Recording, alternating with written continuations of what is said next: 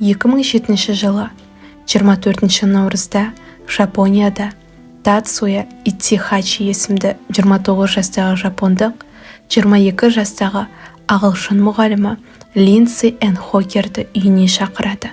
Оны ұрып-соғып, тұншықтырып, зорлап, содан кейін оның мәйітін пәтерінің балконында тұрған ваннаны толтырған компост үйіндісіне көмуге тырысқан. Колледжде мұғалімнің жоғалып кеткені туралы білгенде, полиция қызметкерлері күдіктінің ізіне тез түсіп, оның үйін қоршап алды.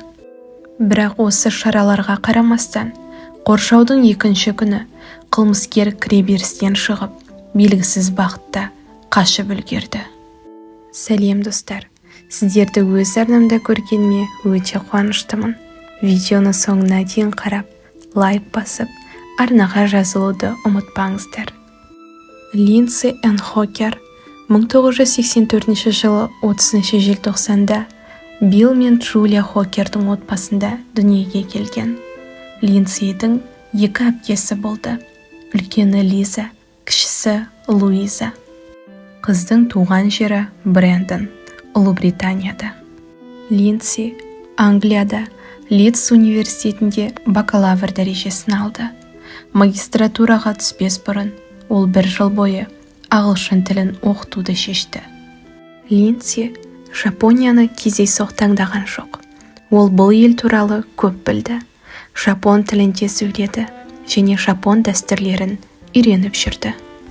Линдси ата-анасы мен әпкелеріне Жапония туралы қуанышпен айтты. Әсіресе Жапонияда өте қауіпсіз екенін атап өтті. 2006 жылдың қазан айында Линдси Жапонияға, Токиоға көшті. Токионың шетіндегі Нова тілдік мектептер желісінде ағылшын тілін үйрете бастады. Ол Англиядан келген тағы 2 мұғаліммен бірге тұрып жатты.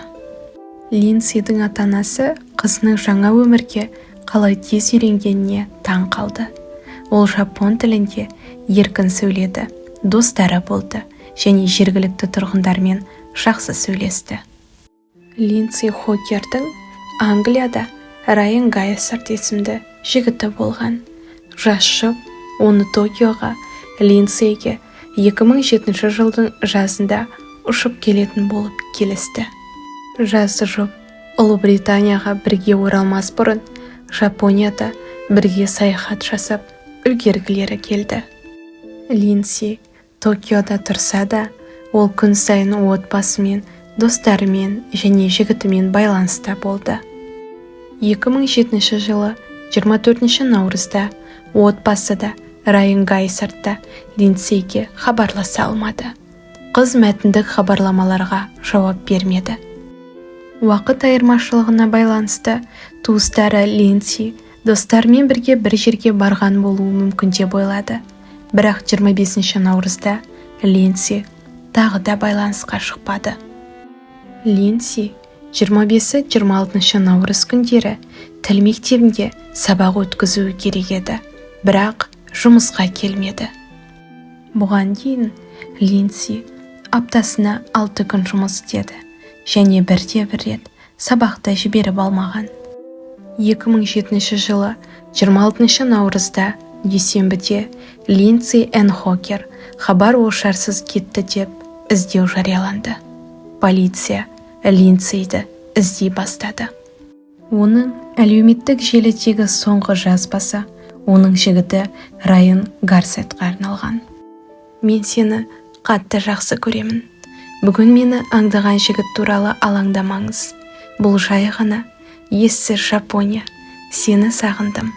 Дәл осы жазбадан кейін Линдси хабар-ошарсыз кетті. Жоғалып кетуден бірнеше күн бұрын Линдсимен келесі оқиға болғаны анықталды. Онымен бірге бір пойызда қарама-қарсы жерде отырған ер адам оның аялдамасында бірге шығады. Ер адам қызға оның ағылшын тілі мұғалімі екенін айтады. Линдси оған оны танымайтындығын айтып кетіп қалады. Бірақ ер адам қызды үйіне дейін аңдып барады. Ер адам қызға келіп, өзінің шетелге кететіндігін және ағылшын тілін тез арада үйренгісі келетіндігін айтады. Ол Линдсиге оның портретін береді. Ол поезда отырып салған екен және онда өзінің аты жөнін, адресін қалдырады.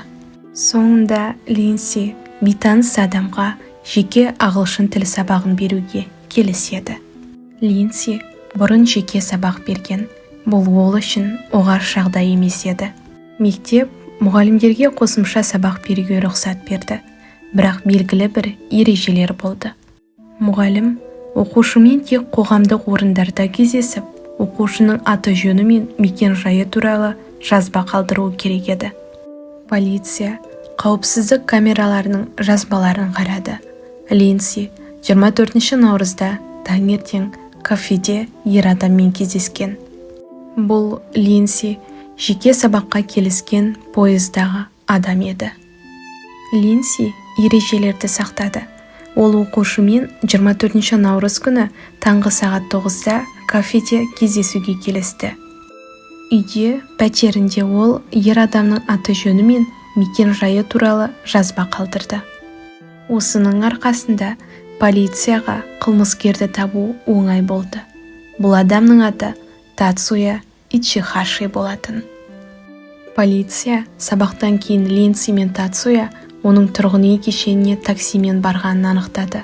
Линдсиді үйінде Тацуяның мекен-жайы жазылғандықтан полиция таксидің дәл осы мекен-жайға бара жатқанын түсінді. Камера жазбаларында Линдси мен Тацуяның таксиден шыққанын көруге болады.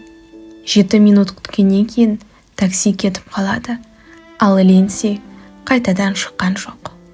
Полиция Тацуяның үйіне барды, бірақ олар есікті қағып немесе қоңырау шалмады. Жапон полициясы оларда бұған ешқандай себеп жоқ деп сенді. Полиция қызметкерлеріне Линдси Хоукерге не болғаны белгісіз болды. Полицейлер күте бастады. Пәтерде жарық жанбады, бірақ қозғалыс естілді. Ақыр соңында Тацуя Ичихаши пәтерден рюкзакпен шықты. Полицейлер оған сөйлесу керек деді, бірақ Тацуя қашып кетті. Ол полицейлерден қашып үлгерді. Тацуяның пәтеріндегі балконнан Линдси Хоукер табылды. Енді оған көмектесу мүмкін болмады. Полиция Ичихашиді іздей бастады. Оған қарсы іс қозғалды. Тексеру барысында Тацуяның кездесіп жүрген жапондық қызы болғаны анықталды. Олар 1 жылдан бері кездесіп, үйленіп, отбасын құру туралы жоспарлаған екен. Тацуя Ичихаши Киба университетінде бау-бақша шаруашылығында оқыды және бай ата-анасының пәтерінде тұрды. Анасы терапевт, әкесі тіс дәрігері болатын. Ол полициядан қашып кеткеннен бері ата-анасы Тацуя туралы ештеңе білмеді.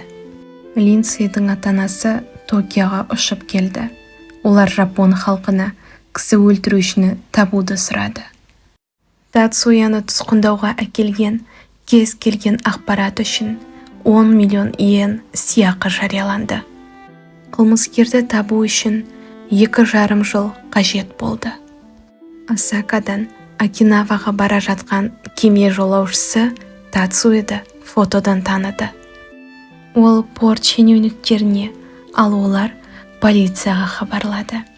Тацуя 2009 жылдың 10 қарашасында қамауға алынған кезде қалпақ, күннен қорғайтын көзілдірік және медициналық маска киген болатын.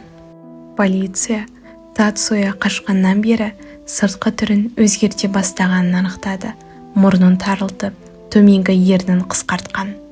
Тацуя сонымен қатар жалған есімдерді қолданды және ұзақ уақыт бір орында тұрған жоқ. Ол дүкендерден және бейне камералары бар басқа жерлерден мүлдем аулақ болған. Тацуя қашып жүргенде құрылыс жұмыстарынан 1 миллион иен, $12,000 ақша табалды. Шындығында көптеген адамдар бұған күмәнмен қарады. Тацуя бай ата-анасынан ақша алған жоқ па деген күдік болды. бірақ бұл факт дәлелденбеді. Осы миллионның көп бөлігін Тацуя мұрынға 2 пластикалық операция жасау үшін жұмсады. Ал операция жасаған клиника полицияға Тацуяның операцияға дейінгі фотосын және одан кейінгі фотоларын тапсырған болатын. Линдсидің ата-анасы Жапонияға Тацуяның сотына ұшып келді. Қылмыскер кінәсін мойындамады. Линдсидің Тацуямен бірге оның пәтеріне неге барғаны белгілі болды. Кафеде жігіт үйде ақшасын ұмытып кеткендігін айтады. Линдси өзі тапсырыс берген 2 кофе үшін ақша төлейді. Тацуя сабақтан кейін олар оның үйіне тоқтап ақшаны алатындығын айтады. Линдси такси жүргізушісіне күтуді өтінді. Өкінішке орай қыз үйден тірі шыға алмады. Линдсидің әкесі соттан Тацуяға өлім жазасын сұрады. Сот мұндай үкім шығарудан бас тартты. Мұны Тацуя да бұрын құқық бұзушылық болмағанмен түсіндірді. Және ол әлі жас, оның әлі де болса бәрін басынан бастап өзін өзі түзетуге мүмкіндігі бар шығар деп ойлады. Тацуя Ичихаши 2011 жылдың шілдесінде өмір бойына бас бостандығынан айырылды. Жапония заңдарына сәйкес ол шартты түрде мерзімінен бұрын босату құқығын алу үшін 10 жыл қызмет етуі керек. Қылмыскер қамауға алынғанға дейін кітабын жазды және оны басып шығарды. Және ол онда 2,5 жыл бойы полициядан қалай жасырынған егжей-тегжейлі айтты. Линдси Хокер Жапонияға шын жүректен ғашық болды және ол жерде мәңгілікке қалды. Достар, видеоны соңына дейін қарағандарыңызға рахмет. Келесі кездескенше.